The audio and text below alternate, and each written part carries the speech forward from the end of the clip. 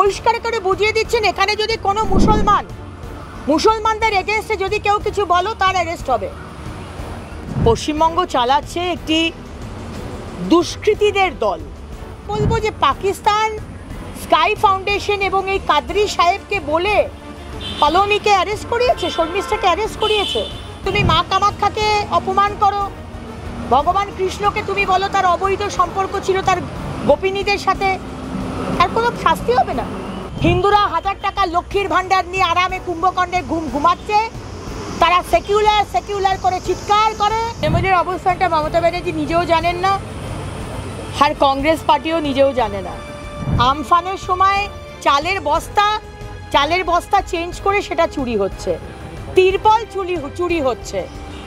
তৃণমূল চুরি করতে পারে না, হেন জিনিস নেই। আজকে শর্মিষ্ঠা খানের যে মামলা ছিল হাইকোর্টে, সেই মামলায় তার জামিনের আবেদন করতে পারেনি, কারণ পুলিশ কেস ডায়েরি জমা দিতে পারেনি। ইচ্ছে করে করেনি। পুলিশ তো মুখ্যমন্ত্রী মমতা ব্যানার্জি পুলিশ মন্ত্রীর আন্ডারে। মমতা ব্যানার্জি খুব সুন্দর একটা অ্যাপিসমেন্ট পলিটিক্সের খেলা খেলছে। পরিষ্কার করে বুঝিয়ে দিচ্ছেন এখানে যদি কোনো মুসলমানদের এগেনস্টে যদি কেউ কিছু বলো তার অ্যারেস্ট হবে। কিন্তু হিন্দুদের সেন্টিমেন্টকে কেউ যদি আঘাত করো, সে তুমি মা কামাখ্যাকে অপমান করো, ভগবান কৃষ্ণকে তুমি বলো তার অবৈধ সম্পর্ক ছিল তার গোপিনীদের সাথে, আর কোনো শাস্তি হবে না।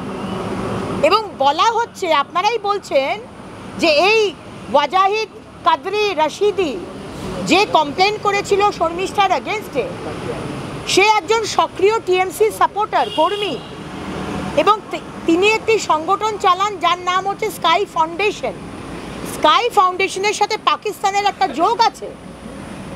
সুতরাং তার মানে কি এটা বলবো যে পাকিস্তান স্কাই ফাউন্ডেশন এবং এই কাদরি সাহেবকে বলে পালোনিকে অ্যারেস্ট করিয়েছে, শর্মিষ্ঠাকে অ্যারেস্ট করিয়েছে, এবং মুসলমান যারা হচ্ছে মুখ্যমন্ত্রীর ভোট ব্যাংক, মানে জিহাদি মুসলমান, রাষ্ট্রবাদী মুসলমান ব্যাংক নয়, তাদের কথাতেই কি মুখ্যমন্ত্রী তার তাড়াহুড়ো করে গুরুগ্রামে পাঠিয়ে তাকে অ্যারেস্ট করলেন?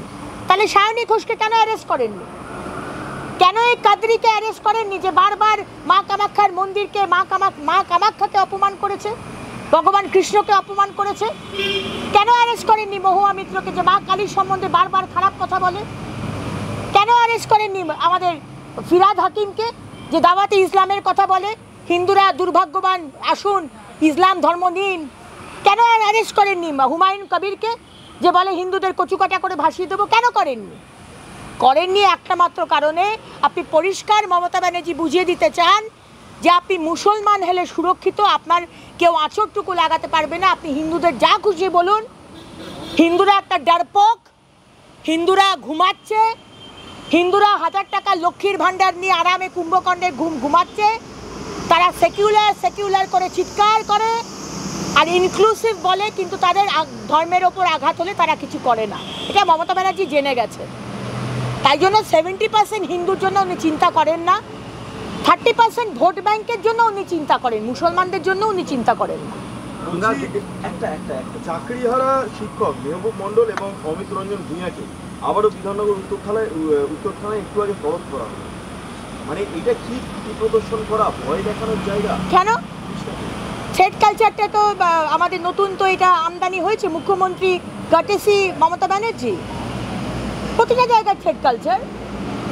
মুখ্যমন্ত্রীর পুলিশের আধিকারিক, তাকে যদি অনুব্রত মণ্ডল থ্রেড দিয়ে তার মাকে আর বউকে গালাগাল দেয় জঘন্য ভাষায়, আজ অভয়ার আন্দোলন করেছে বলে ডাক্তার দেবাশিস, ডাক্তার অনিকেত আর ডাক্তার কী নাম যেন ছেলে, আরেকটি ছেলে ছিল, 3 জনকে ট্রান্সফার করে দেয়, 3 জন ছেলেকে ডাক্তারবাবুকে, আশরাফুল্লাহকে অন্য জায়গায় ট্রান্সফার করে দেয় কাউন্সিলিংয়ের পরেও, আজকে যদি লাঠিপেটা করা হয় মানে মহিলা এবং পুরুষ শিক্ষক শিক্ষিকাদের, তো আজকে তলব করেছে বলে আপনারা অবাক হয়ে যাচ্ছেন? আপনাদের আজকে মানে অর্ধনগ্ন হয়ে প্রতিবাদ করছে শিক্ষক শিক্ষিকারা, তাদের কাজ নেই, চাকরি নেই। দেখতে থাকুন আরও কি হয়। যে সরকারকে এনেছেন, গতকাল অবনীন্দ্রনাথ ঠাকুরের বাড়িকে ধূলিসাৎ করে দেওয়া হয়েছে। আজকে কিছুক্ষণ আগে বিধানসভার মধ্যে আমাদের ট্যুরিজম এনভায়রনমেন্ট আর ফরেস্ট নিয়ে আমাদের আলোচনা ছিল। সেখানে আমি এই প্রশ্নটি রেখেছি যে আপনারা যারা ট্যুরিজম ডিপার্টমেন্টে রয়েছেন, অবনীন্দ্রনাথ ঠাকুরের বাড়িকে ধূলিসাৎ করে দেওয়া হলো, আপনারা যে এত বড় বড় কথা বলেন কি রিলিজিয়াস ট্যুরিজম, সাহিত্যিক ট্যুরিজম, সাহিত্যের ট্যুরিজম, এই যে বিভিন্ন ক্যাটেগরি করেছেন, তো অবনীন্দ্রনাথ ঠাকুরের বাড়িটাকে কেন ধূলিসাৎ করা হলো? কেন সেটাকে প্রোটেক্ট করে রাখা হয়নি? সেটাকে একটা ট্যুরিজম সেন্টার নয়? তো আজকে এটাই হচ্ছে পশ্চিমবঙ্গের অবস্থা। কাকদ্বীপে আজকে দেখা গেছে যে ত্রাণের যে সামগ্রী রয়েছে সেই সামগ্রী কাদের কাছে থাকবে তাই নিয়ে দুটো গোষ্ঠী, তৃণমূলের দুটো গোষ্ঠীর মধ্যে ব্যাপক মাঠ, এবং কারোর মাথা ফেটেছে, কারোর হাত ভেঙেছে। খালি ত্রাণ সামগ্রী কোন নেতা তাদের জিম্মায় রাখবে তাই নিয়ে অনুগামীদের মধ্যে মাঠ। দেখুন, পশ্চিমবঙ্গ চালাচ্ছে একটি দুষ্কৃতীদের দল। ডোন্ট মাইন্ড মি সেইং, মুখ্যমন্ত্রীকে এখন চালাচ্ছে অনুব্রত, শেখ শাহজাহান আর আরও কিছু এই ধরনের গুন্ডারা। আমরা প্রথম দিন থেকে দেখেছিলাম ওই কোভিডের সময় স্যানিটাইজারের বোতল চুরি হচ্ছে, আমফানের সময় চালের বস্তা চেঞ্জ করে সেটা চুরি হচ্ছে, তিরপল চুরি হচ্ছে। তৃণমূল চুরি করতে পারে না হেন জিনিস নেই। জল বলুন, পাথর বলুন, কয়লা বলুন, গাছ বলুন, মহিলাদের ইজ্জতও তারা চুরি করে। আর এইখানে কি ডিস্ট্রিবিউশনের জন্য ত্রাণের জিনিস কার কবজায় থাকবে, কার দখলে থাকবে, এটা নিয়ে মারপিট হবে, এটাই তো স্বাভাবিক, এটাই তো তৃণমূল, এইটাই তো চোরেদের তৃণমূল। কিন্তু আজকে যদি দেখা গেছে সল্ট থেকে বিজেপির দুটো গোষ্ঠী তারাও কিন্তু মারপিট করেছে, মারপিটে জড়িয়ে পড়েছে, কারণ অনুব্রত মণ্ডলের বিরুদ্ধে সেখানে একটা অনুষ্ঠান হওয়ার কথা ছিল, প্রতিবাদ সভা। কে করবে প্রতিবাদ সভা, সেই কারণে দুই গোষ্ঠীর মধ্যে মারপিট। প্রতিবাদ করার জন্য যদি বিজেপি মারামারি করে সেটা আমার জন্য গর্বের ব্যাপার, আমার শুধু গর্বের। তারা একটা অন্যায়ের প্রতিবাদ করছে, ও বলছে আমি প্রতিবাদ করব, সে বলছে আমি প্রতিবাদ করব। আমরা চুরি করার জন্য আমরা মারামারি করি না। তাই তো বাংলার মানুষকে বলেছি 5টা বছর আমাদের দিয়ে দেখুন। এই মুখ্যমন্ত্রী বলেন না মোড়ে মোড়ে দাঁড়িয়ে উন্নয়ন, 5 বছর মোদিজিকে দিয়ে দেখুন উন্নয়ন আর সুশাসন কাকে বলে। ভারতীয় জনতা পার্টি বাংলার মানুষকে দেখিয়ে দেবে।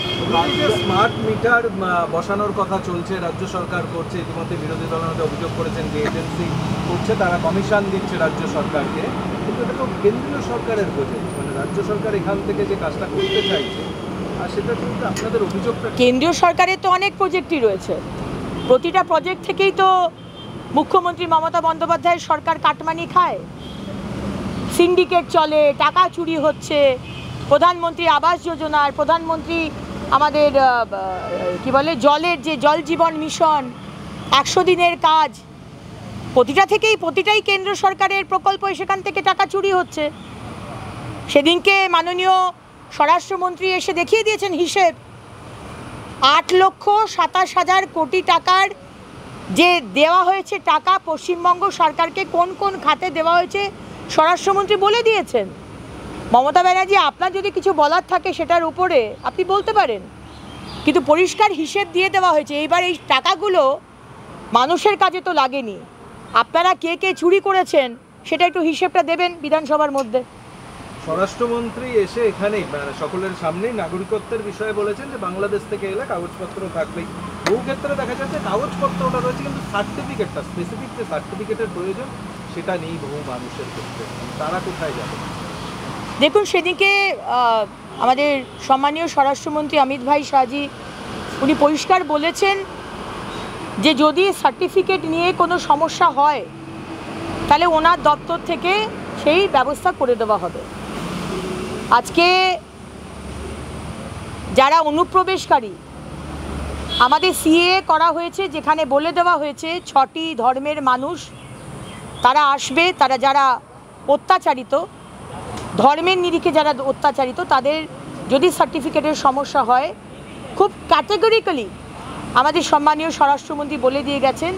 ঠিক যেভাবে পেহেলগাঁওতে মৃত বিতান অধিকারীর স্ত্রী সোহিনী অধিকারীর সার্টিফিকেট, সিটিজেনশিপ সার্টিফিকেট নিয়ে সমস্যা হয়েছিল, মাননীয় বিরোধী দলনেতা একটা ফোন কল করার পর 48 ঘন্টাও কাটেনি, সম্মানীয় গৃহমন্ত্রীর অফিস থেকে তার সার্টিফিকেট দিয়ে দেওয়া হয়েছে। সুতরাং বাংলার মানুষ, আপনাদের চিন্তা করার কোনো বিষয় নেই। অপারেশন সিঁদুর নিয়ে দেখা যাচ্ছে যে অভিষেক বন্দ্যোপাধ্যায় তিনি ভারত সরকারের অবস্থানকে সমর্থন করে পাকিস্তানের বিরুদ্ধে তিনি মন্তব্য করছেন। আবার এখানে দেখা যাচ্ছে যে তৃণমূল কংগ্রেস কেন্দ্রীয় সরকারের এই ক্ষেত্রে যে পদক্ষেপ করেছে তার বিরোধিতা করছে। মানে তৃণমূলের অবস্থানটা ঠিক, তৃণমূলের অবস্থানটা মমতা ব্যানার্জি নিজেও জানেন না, আর কংগ্রেস পার্টিও নিজেও জানে না। একদিকে অভিষেক ব্যানার্জি, একদিকে শশী থারুর, একদিকে সলমান খুরশিদ ভারতবর্ষ এবং মোদিজির পাশে দাঁড়িয়ে সমর্থন জানাচ্ছেন, অন্যদিকে মমতা ব্যানার্জি বলছেন যে মোদিজি সিঁদুর বিক্রি করতে এসছেন। কি লজ্জার! অবশ্য মমতা ব্যানার্জির এই স্টান্স আমরা বরাবরই দেখেছি, ভারত বিরোধী stance. Balakot, Batla house, Pulwama, BSF, যা যা কেন্দ্র সরকারের, সেটা নিয়ে বিরোধিতা করা, দেশের বিরোধিতা করা, মোদিজির বিরোধিতা করা, এটা আমরা বরাবর দেখে এসেছি।